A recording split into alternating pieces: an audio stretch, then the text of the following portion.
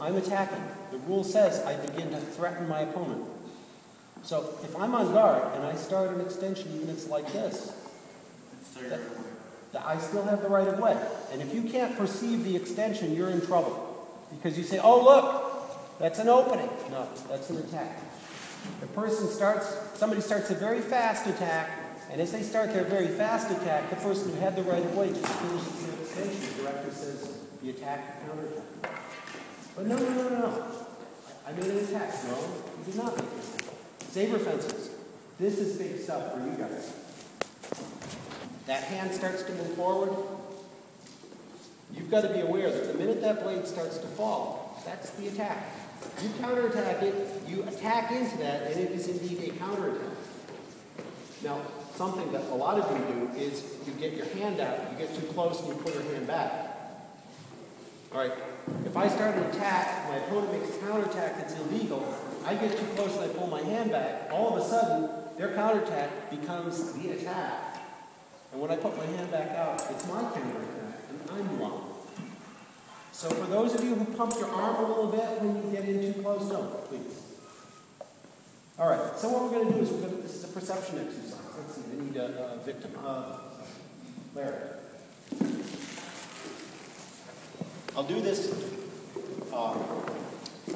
right-handed and then left-handed.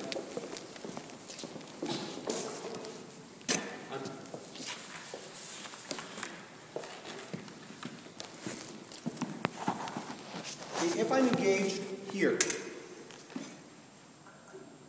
Larry has to be perceptive of, let's say I'm going to do it on the opposite side. I would never, hardly ever, do this in an actual competition. But I open like this, and so Larry sees an opening. What does he do? He makes a simple direct attack with lunge. Bang, like so, off my engagement. Okay? That's different than this.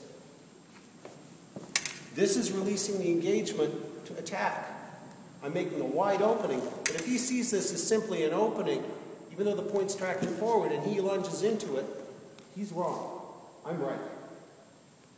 The rule on counterattacks is very, very specific. The counterattack must arrive before the final action of the attack begins. In other words, you have to basically stop the attack from developing into a final. Non-right-of-way people, this is not an issue for you. Pay fencers, it's not an issue in terms of the rules, but in terms of actual physical time, it's something to be aware of. The physical time element is still there for the pay fencers. Okay. So, again, if I just open like this, he's got a clear reason to attack me. Like so. If I open with an extension, even if it's slow, and he decides that he starts his attack as I start my extension because he's not paying attention, it's mine. It's a little easier to see if I'm righty-righty, or I'll switch hands. Here, I open and he sees, oh, look, lack of pressure, bang, hit. He feels the opening, lack of pressure, might. It's even more deceptive when it's done from a change of engagement. Okay? If I'm in 6, like this, and I go around his blade, now I'm not threatening. He could attack me at this point and legitimately hit me. Okay? But if I'm making a disengage that's a slow disengage, and he says, oh, look, and he attacks into this, it's mine. Now, I'm doing it very slowly. In actual practice, slow is a relative term. Okay. All right, so we'll do it a little more quickly. When you feel the release, you go, if you think you have the right of way. Okay, I made the change of engagement. I didn't really threaten. He hits. When you feel the release, if you think you have the right of way, you go. I hit. We both hit. It's my touch. Why? Because I extended as I dropped my hand out. seems like a very simple exercise. It is one of the harder option exercises you can do. So, the action is as follows.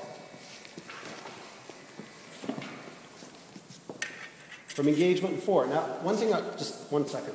In modern fencing, as opposed to old fencing, there's very little real long engagements of blade. A lot of stuff is with absence of blade. When you get to a competition, that's fine. You'll find a lot of absence of blade, no blade contact. However, the only reason we start with that, with contact with blade, is to give you a physical signal.